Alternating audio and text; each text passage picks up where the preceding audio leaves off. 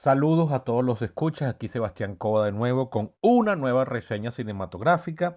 Le pido disculpas por si se molestan que esté reseñando películas viejas, es decir, películas que fueron estrenadas hace meses en el último tercio o cuatrimestre de 2019.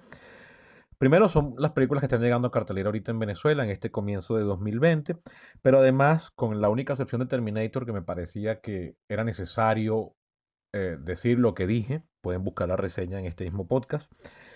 Son películas, estas otras películas que les he estado reseñando, Official Secrets, Richard Jewell y esta que les voy a comentar ahorita, The Current War, son películas muy buenas que me parece que vale la pena reseñar, destacar lo buenas que son. Son películas que pasaron por debajo de la mesa, que nadie se enteró de ellas y que son muy buenas películas, son entretenidas, están muy bien hechas y cuentan algo que vale la pena ver y aprender sobre ellos. El caso que les comentaré a continuación es, ya les dije, la película The Current World. Current en el sentido de corriente. El título que le pusieron al mercado hispano fue Una guerra brillante, haciendo alusión a la luz. Es una película estrenada originalmente en 2017, si no me equivoco, en el Festival de Toronto, por un director gringo, americano, llamado Alfonso Gómez Rejón. El nombre evidencia un origen mexicano, pero es gringo. Con guión de Michael Mitnick. Lamentablemente es una película que no halló salida comercial sino hasta en Europa en julio del año 2019, en Norteamérica en agosto, llegó a nuestro país ahorita aquí estas semanas, esta tercera semana de enero de 2020, porque esta fue la última película que tenía lista para estrenar The Weinstein Company cuando reventó el escándalo por los artículos, primero del New York Times y luego del New Yorker, contra el presidente y fundador de la empresa,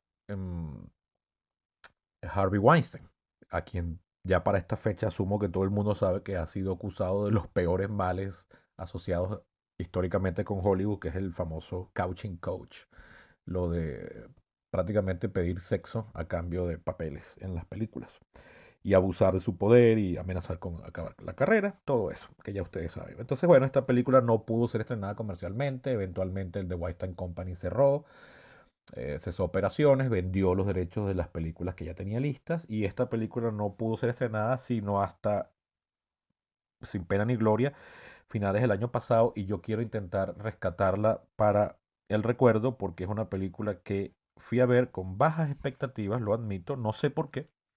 No tenía ni idea de qué iba. Bueno, mentira. Cuando fui a ver Richard Jewell, me pasaron el tráiler de esta película.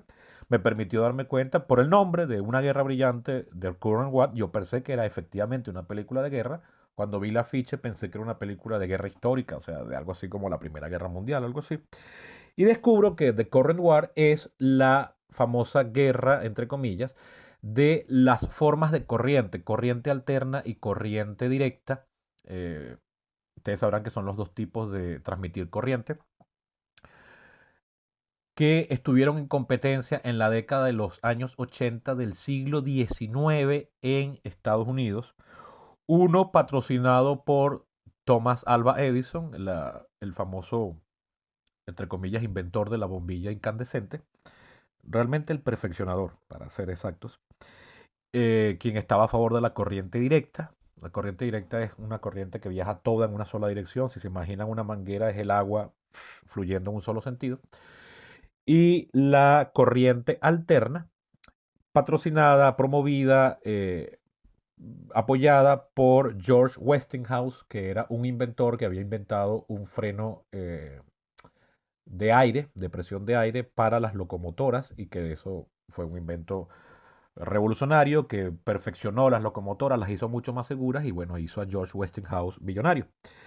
Y con ese dinero él lo invirtió en la carrera por los tipos de electricidad, invirtió en la corriente. Él no inventa la corriente alterna, él la descubre, o sea, descubre que ya se había experimentado en eso y decide invertir en ella.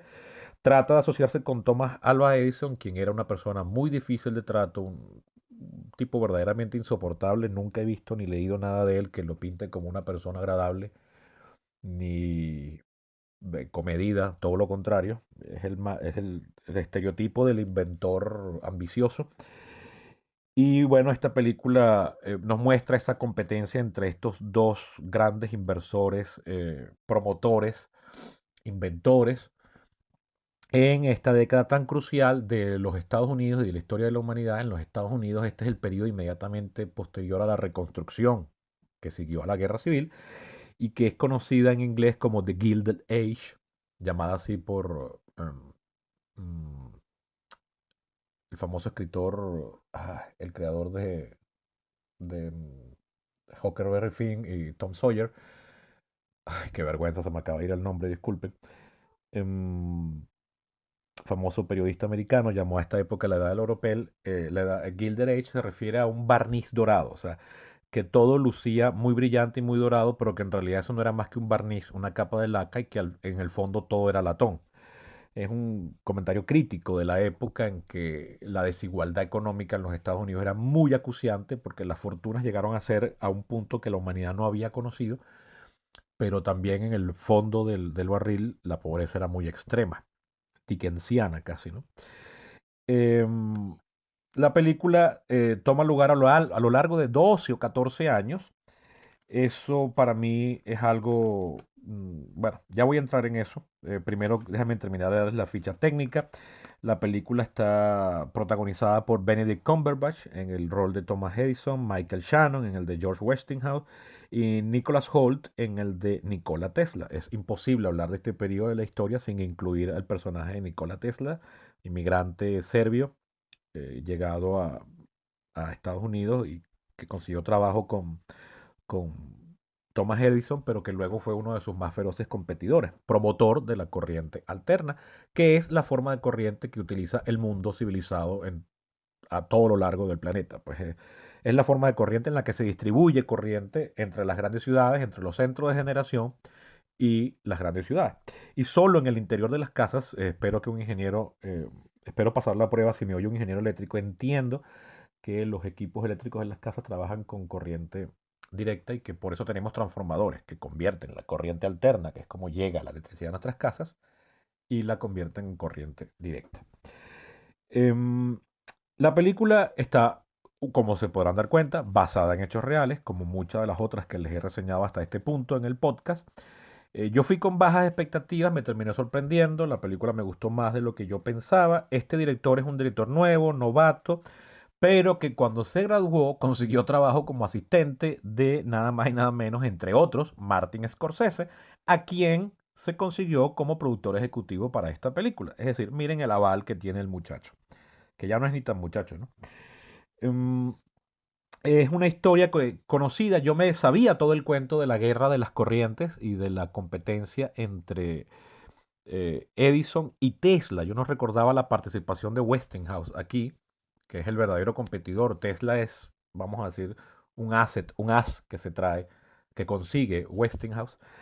Yo lo había aprendido hace muchos años por algún programa, ya sea de Discovery Channel o de The History Channel, más probable el segundo, pero no descarto haya sido el primero.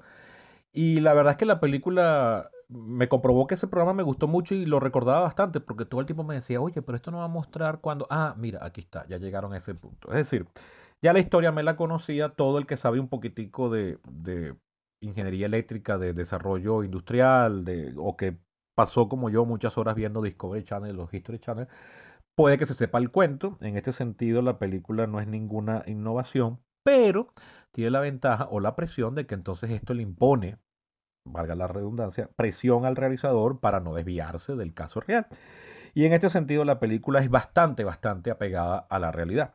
Ahora bien, como abarca un periodo de tiempo tan largo, sufre lo que a mí, lo que yo les he señalado, que lo comento en el podcast donde hablo de Official Secrets, de secretos de Estado, las películas que tratan de encajar una historia real bajo los cánones aristotélicos de cómo se cuenta una historia, sea novela o sea película, a veces generan conflictos y pueden o volver tediosa la película o volver irreal la historia. Esta película no cae en ese mal, pero casi. Llega un punto en que son muchas cosas las que suceden en 14 años para resumirlas en tan poco tiempo. Sin embargo, ni cayó en el tedio ni respetó la historia real. Y ya por eso me parece que la película es notable y que vale la pena ver. Además, a diferencia de las otras dos películas basadas en casos reales que les he mencionado, incluso la de Clint Eastwood, Richard Jewell, que es una película muy bien hecha, esta película de este novato visualmente es muy original y muy atractiva. Y eso me agradó muchísimo. Uno pensaría que por ser un director nuevo, que por contar una película de periodo histórico iba a tener unas limitaciones muy grandes y sin embargo hay una manera visual, que no olvidemos nunca que el cine es antes que nada una forma de arte y de narración visual que debe tener preeminencia, lo logra de una manera bastante buena y muy agradable. Les menciono un par. Tiene un punto en que un punto no. Antes de eso, a lo largo de toda la película es muy oscura. La gente está muy mal iluminada porque la electricidad no se ha masificado. Entonces estamos viendo el mundo tal cual era para esa década del siglo XIX cuando la electrificación era todavía muy incipiente. ¿Cómo sería la cosa que la gran innovación de Thomas Edison era que la bombilla duraba 13 horas? Hoy en día un bombillo nos dura 13 horas y vamos y se lo tiramos en la cara al vendedor que nos lo vendió.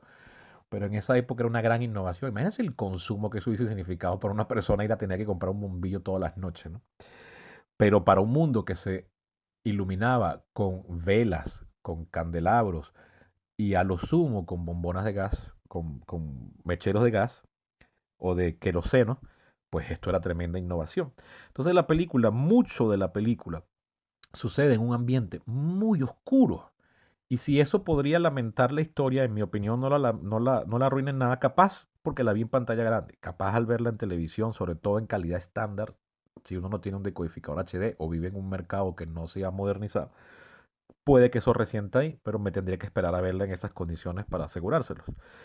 Pero en este caso, eso me pareció una manera muy genial, muy inteligente, muy cinematográficamente atinada de cómo contar la historia.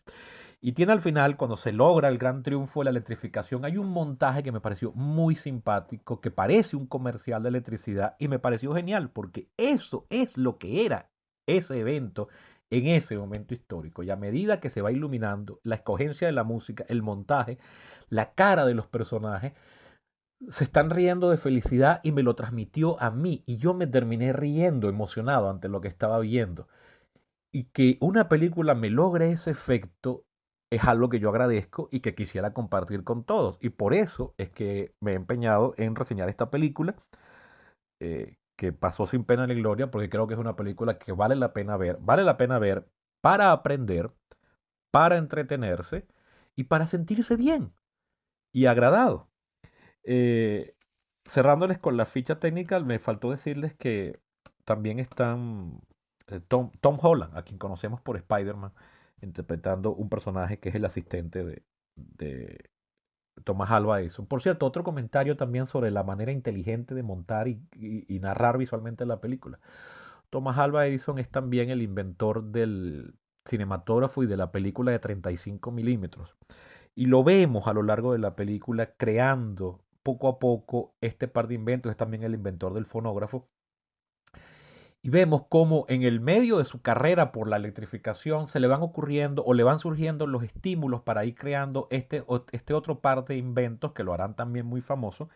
Y vemos una posible inspiración de dónde fue tomando la idea. Y eso también está contado de acuerdo a un esquema cinematográfico o un estilo cinematográfico, un estilo artístico muy original, muy bonito, muy emocionante, que me hizo la noche y me hizo sentir bastante bien y que quiero que ustedes disfruten por igual. Entonces, bueno, sin más nada que agregar, a los que les gusta que uno le ponga nota a las cosas, pues diré que esta película tiene un 7/10, que es para donde, de acuerdo a mis gustos, donde comienzan las buenas puntuaciones de las películas. Eh, ¿Dónde está lo malo? Bueno, en que trata de contar mucho en apenas 2 horas. La historia se narra en 14 años con muchos personajes claves, cruciales. El personaje de Nikola Tesla entra y sale de la acción. Entra muy tarde y luego se desaparece y no sabemos de él un buen rato. Y es un personaje crucial que hoy en día tiene muchos fanáticos y lo han convertido prácticamente en un héroe. Al mismo tiempo que han convertido a Thomas Edison en un villano, eso es una exageración, pero aún así no deja de ser un personaje importante, el de Nikola Tesla. Entonces, bueno, la película tiene todavía ciertos amateurismos o ciertos defectos producto de la ambición que la película se propuso, pero también es un director al que pienso seguir de cerca, porque si las demás cosas que nos va a contar van por este estilo, pues espero que me agrade muchísimo. Los que estén en Venezuela pueden irla a ver en cine, los que ya no tengan esta película en cartelera, pues búsquenla por su streaming de confianza o si todavía alquilan, compran películas, háganlo, porque de verdad vale mucho la pena. The Current War, una guerra brillante, dirigida por González Rejón, muy recomendable, 7/10. Vayan a verla.